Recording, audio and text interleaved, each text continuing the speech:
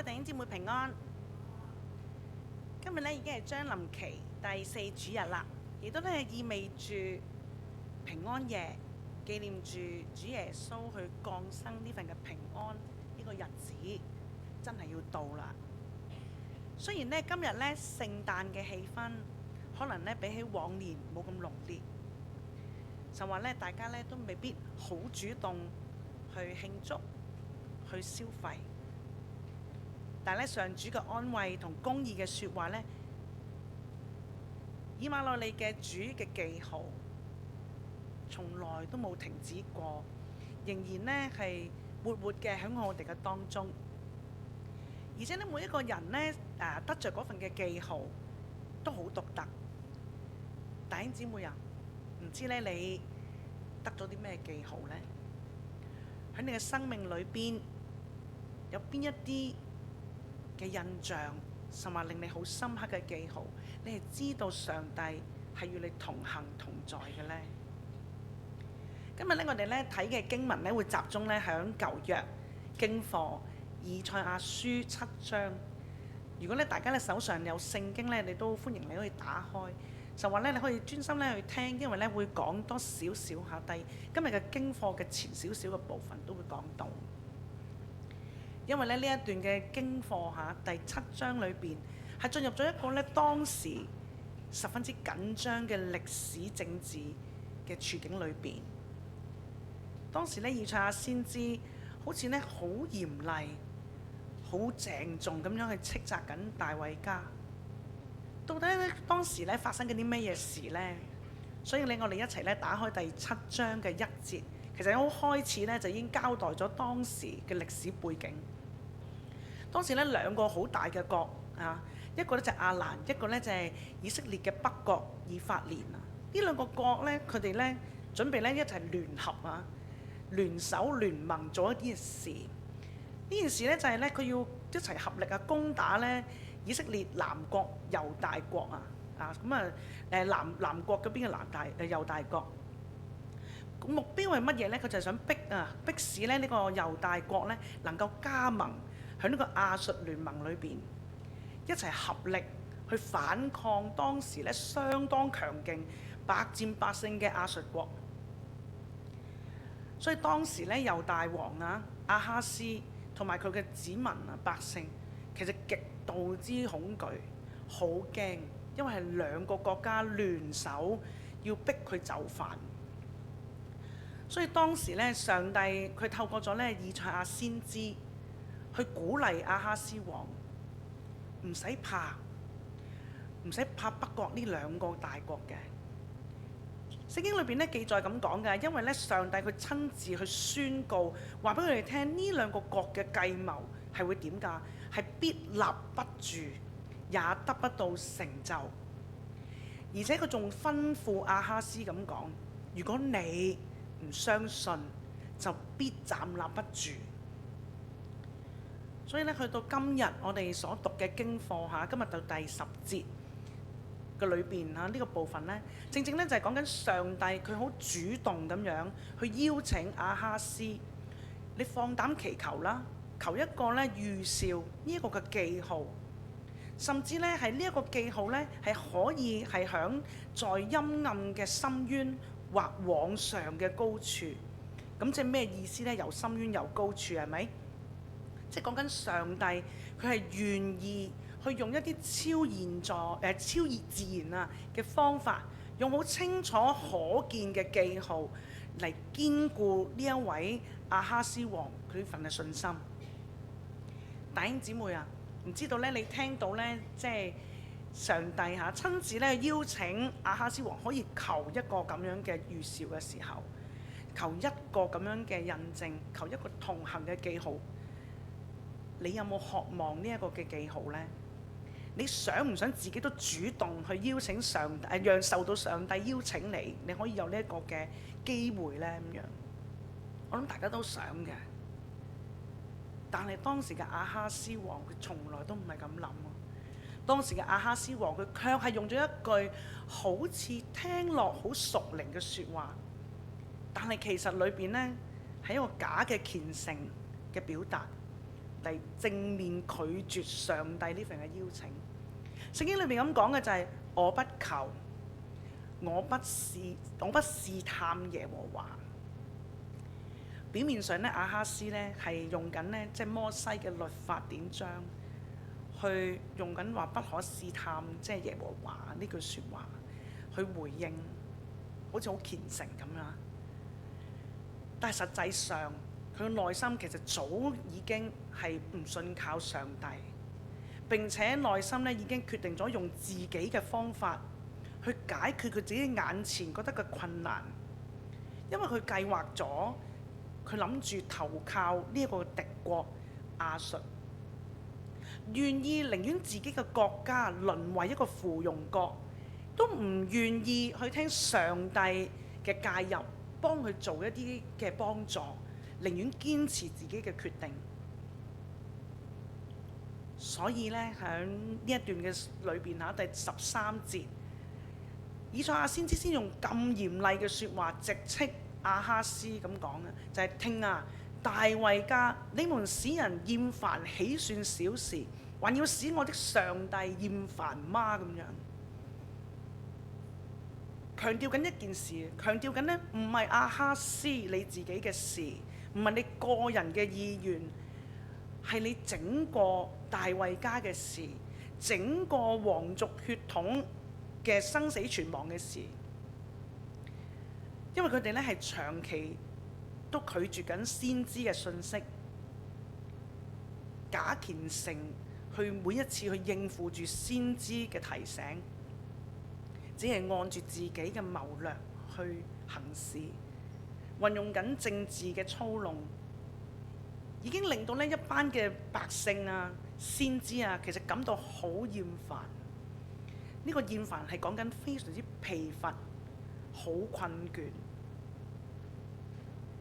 而家咧，上帝咧佢親自去發出呢個恩典嘅邀請嘅時候，亞哈斯佢竟然係放肆以偽善嘅屬靈理由咧去拒絕上帝。呢一個咧唔單止係傷害人啊，更加咧係直接去藐視、拒絕上帝，令上帝都感到厭煩。所以咧，以賽亞先知佢嚴厲嘅訓斥係針對整個大衛家，因為整個大衛家長期都不信，而且咧對上帝咧都係陽奉陰違，拒絕咧對上帝嘅邀請呢份嘅好意。我哋聽到呢一度咧，有時咧就諗啊，其實人都真係幾令人激氣，點解人係會咁令人失望嘅咧？咁樣。但係咧，我哋要知道，人係總會令人失望，但係憐憫人嘅上帝，佢從來都唔會令人哋絕望嘅。所以喺第14節裏邊咁講嘅，主自己咧要給你們一個預兆，看見必有童女孕育生子，給他起名叫以馬內利，即係上帝與我們同在。即使人有點樣幾咁不信，亦都幾咁令人失信，但係上帝佢仍然係可信，會為佢嘅應許同佢嘅子民會繼續去做新嘅事情。佢願意白白去送上以馬內利，上帝與我哋同在呢個咁重要嘅記號俾人。喺第16節啊，裏邊講到呢，就係經文咁講下，因為在這孩子還不曉得棄惡選善之先，你所厭惡的，你所憎惡的那兩個王的土地必被丟棄。呢一段咧嘅16節嘅經文裏邊咧提到這孩子嚇，咁這孩子係喺呢段經文裏邊係咩意思呢？咁啊有兩個意義啊。第一個意義咧就應該大家都可能好容易就明白到嚇，就係講緊咧寓意緊彌賽亞嘅嚟臨，即係佢哋嘅救贖主耶穌基督嘅嚟臨。所以咧，我哋今日所讀嘅馬太福音第1章23節咧，都引用緊同一句説話，就係看啊，必有童女懷孕生子，給他起名叫以馬內利呢一句。而另一個意義咧，更加咧對當時嘅亞哈斯王咧，應該係好扎心啦。呢句説話係咩呢？因為講緊孩子嘅意義，即係好細個啊，年紀少少，即係寓意緊啲咩呢？時間好短嘅咋，好短嘅裏邊，猶大國眼前最恐懼嘅事情，最恐懼嘅係乜嘢？就係當時有兩個嘅敵軍，亞蘭同埋咧以色列嘅北國，佢哋呢兩個咧對佢哋迫害，其實係會被毀滅啊，成為被丟棄嘅土地。所以呢度咧，正正就話俾佢知，你所擔心嘅事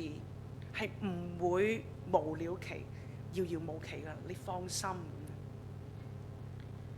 所以咧，呢一笪地方啦，我哋睇到呢一段嘅經文嘅時候，上帝係唔單止主動去幫助大衛家，去除去咗呢一個咁恐懼嘅威脅，而且咧第15節啊，更加去提到咧係必吃乳酪與蜂蜜啊。咁大家就諗乳酪蜂蜜咪即係係咯，係 Greek yogurt 咁樣係咪？早餐咁樣係咪？係咪咁嘅寓意咧？咁樣啊，原來有意義嘅喎。個意思係講緊咩咧？就係講緊戰亂之後啊，即係戰爭大亂之後，人口係好稀少噶，土地咧係會荒涼，冇嘢種到出嚟啊。所以乳酪同埋蜂蜜就係剩翻落嚟最基本嘅食物。而呢一段嘅經課，正正就係話俾亞哈斯王知，你唔使擔心，即使有幾大嘅困難都好。雖然蜂蜜同乳酪唔係啲奢華嘅美食，但係喺戰後存留嘅人，你放心，上帝係必看顧、必供應。所以回想我哋自己嗬，我哋人生嘅裏邊，喺你恐懼嘅時候，上帝其實都仍然會主動與你同行同在，送你一個同行嘅記號。喺呢段嘅經文裏邊啦，今日最重要嘅一個嘅字正正就係預兆啊！如果你用希伯來文睇咧，就係直頭係講緊記號啊，係講緊一個乜嘢嘅咧？係一個可以見到嘅，係認得出嘅一個嘅標誌，讓人知道上帝佢真係喺在場。佢真係掌權。經文裏邊咧係講到上帝佢係主動咁樣講嘅，就係你向耶和華你嘅上帝求一個預兆，係一個好具體嘅主動應許，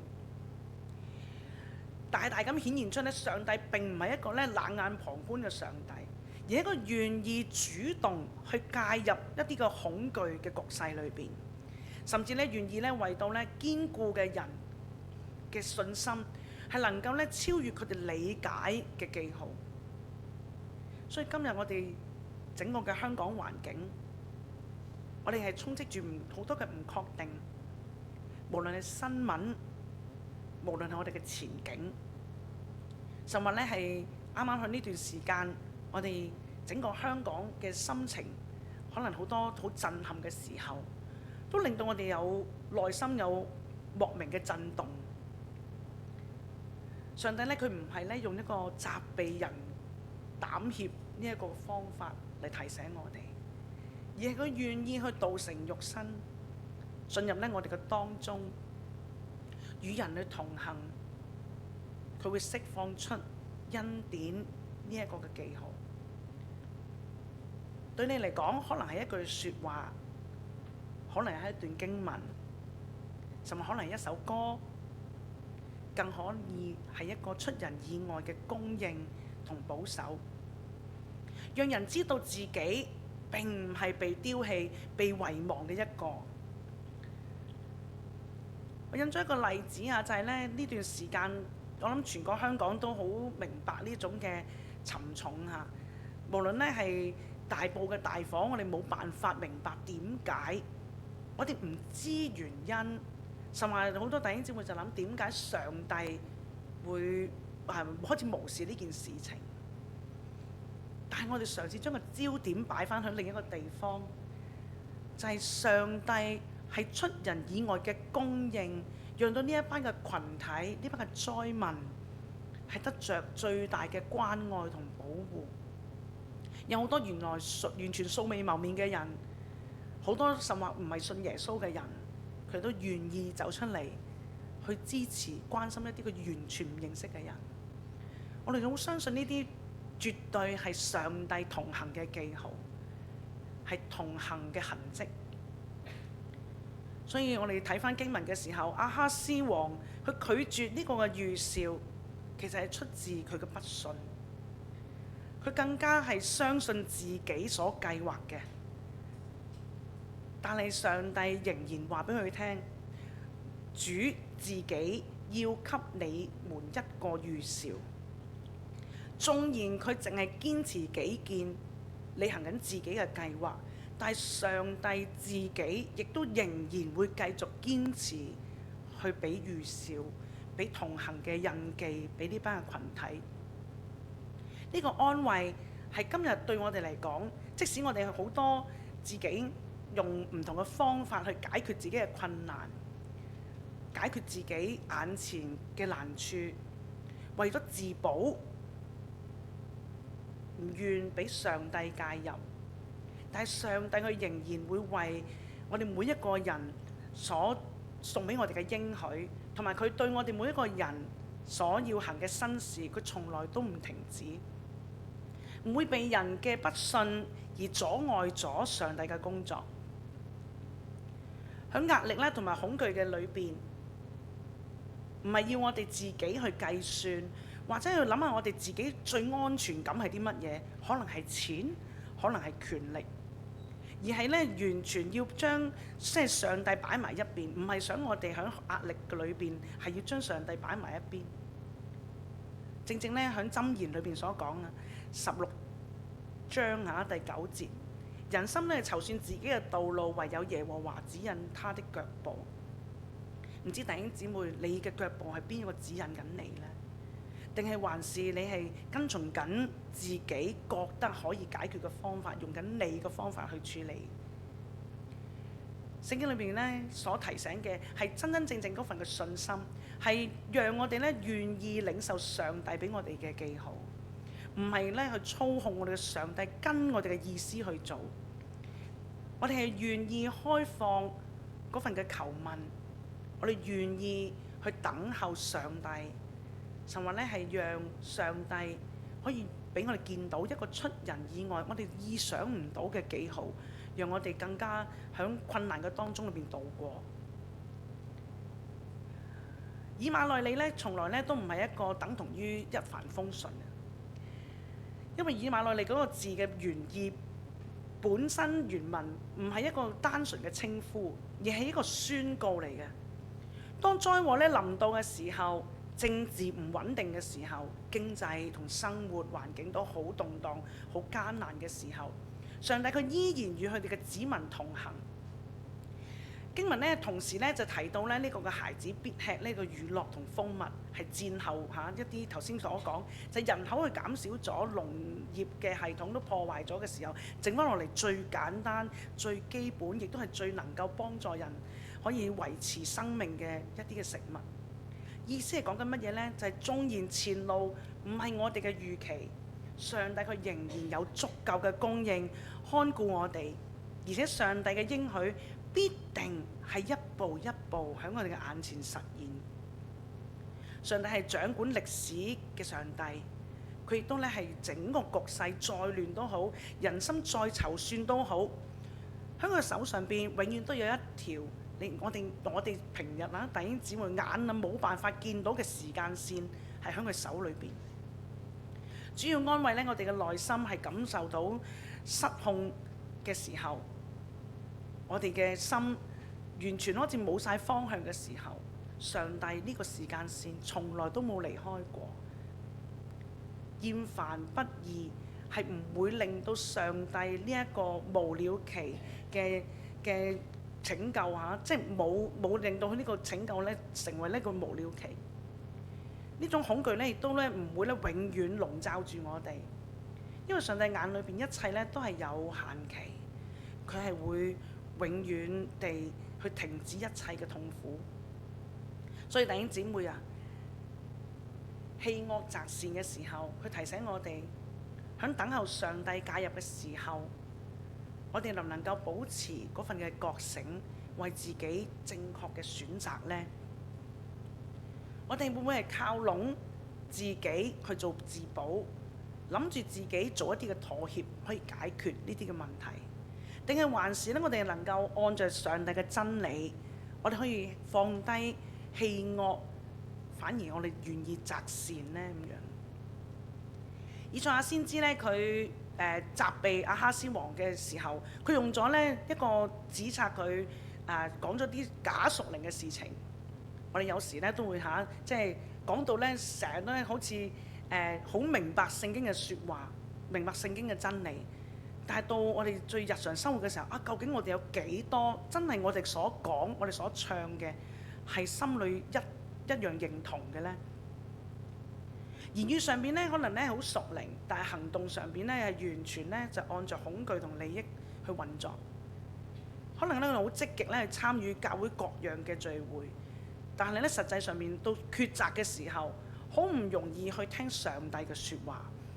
更加唔會留個空間俾上帝，讓佢改變我哋嘅生命路線。好簡單，就好似祈禱咁樣啊！我哋成日都話祈禱啦，有啲乜困難我哋就交託啦咁樣啊。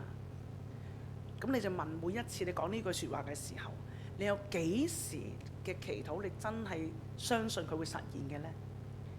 你有幾時嗰個交託你真係會交託俾上帝嘅呢？喺呢段好唔容易嘅時間裏邊，我哋係學習唔好咧做一個虛假嘅屬靈人，而係咧真實嘅喺地上邊選擇棄惡擇善。無論喺職場嘅裏邊，唔單止咧，我哋唔做一啲不義嘅事情，我哋亦都唔站在同人哋靠邊企。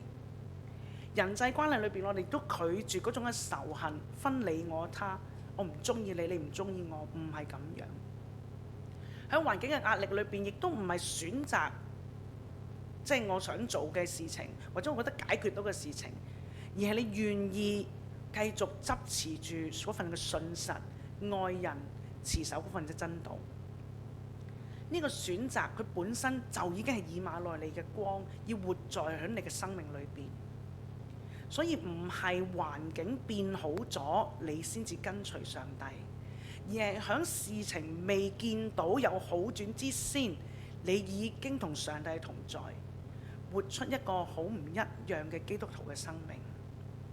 我哋喺好動盪嘅裏邊，仍然能夠咧被上帝嘅安慰。本身其實正正就係主係喺我哋裏邊動工呢一個嘅記號。而我哋咧都向咧去親近上帝嘅時候，更加咧更深嘅經歷同在嗰份嘅得力，有着嗰份平靜同安穩。我哋一齊有個祈禱下。慈悲仁愛嘅主，我哋多謝你，願主你喺我哋嘅面前，我哋做每一個選擇嘅時候，你都會俾從上主而嚟嘅智慧、溫和、溫柔、堅定嘅心。願我哋呢係為對我哋身邊嘅人，亦都見到佢哋喺困難嘅當中、困苦嘅當中，我哋都能夠一齊去倚靠上帝，而且一同得着安慰同盼望。願上帝讓我哋謹記我哋自己嘅同行嘅記號，讓我哋知道上帝時刻與我哋嘅身邊。我哋祈禱交託奉靠主耶穌基督嘅聖名，我哋一齊禱告，阿門。